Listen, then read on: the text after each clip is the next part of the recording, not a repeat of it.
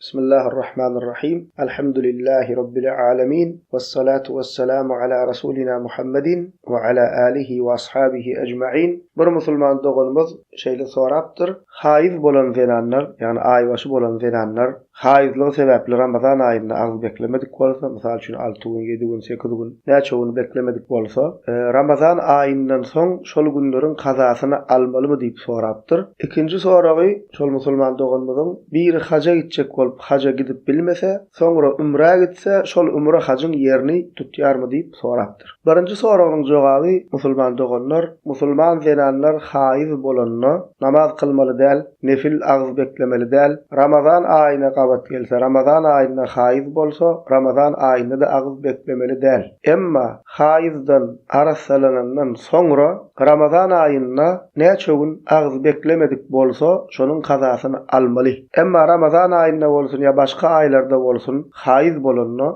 kılmadyk namazlarynyň kazasyny almaly däl. Delili Sahih Muslim'da bir zenana gelip Ayşe radiyallahu anha enemizden soraya. Sa'altu Ayşe radiyallahu anha fequltu ma balul haizi taqzi as-sawma ve la taqzi as-salah. Faqalet aharuriyetun enti? Qultu lestu biharuriyye walakinni as'al. Qalet kana yusibuna zalik fenu'maru biqada'i as-sawm ve la nu'maru biqada'i as-salah. Ayşe radiyallahu anha enemizin ýanyna bir musulman zenan gelip sorag berýär. Näme sebäpli Ramazan aýyna tutmadyk orazalarymyzyň, agz beklemelerimiziň kazasyny alýarys, emma haiz wagtymyz kılmadyk namazlarymyzyň kazasyny almaýarys diýär. Sebäbini soraýar. Onda Ayşe radiyallahu anha ona ýüzlenip diýär: "Faqalet aharuriyetun enti?" Sen haruriyelerdenmi diýär. Haruriye diýeni musulman doganlar şo döwürde peýda bolan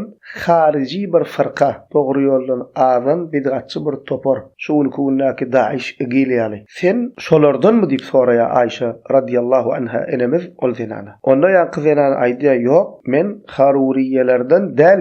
Emma soraýan ýani bilmek isleýän. Onda Ayşe radiyallahu anha aýdýar: "Biziň başymyza şol ýagdaý gelende diýär, ýagni haiz bolamyzda Ramazanna tutmadyk orazalarymyzyň kazasyny almak bize buyurulardy, emma haiz wagtymyz kılmadyk namazlarymyzyň kazasyny almak buyurulmaz diýär." Ýene de Tirmizi'de geçýär: "Wa an Ayşe radiyallahu anha qalet kunna nahidu ala ahdi Rasulillah sallallahu aleyhi ve sellem thumma nathuru feyamuruna bi qada'is siyami ve la ya'muruna bi qada'is salah." Ayşe radiyallahu anha enemiz diýär: "Peygamberimiz Muhammed sallallahu aleyhi ve sellemin döwründe diýär, biz yani musulman zenanlar haiz aýbaşy bolardyk diýär. We soňra arassalanardyk haizden. We bize Ramazan aýyna tutmadyk orazalarymyzyň kazasyny almak buyurulardy, emma haiz wagtymyz kılmadyk namazlarymyzyň kazasyny almak buyurulmazdy diýär. Şonuň üçin musulman doganlar dinimiziň hukmy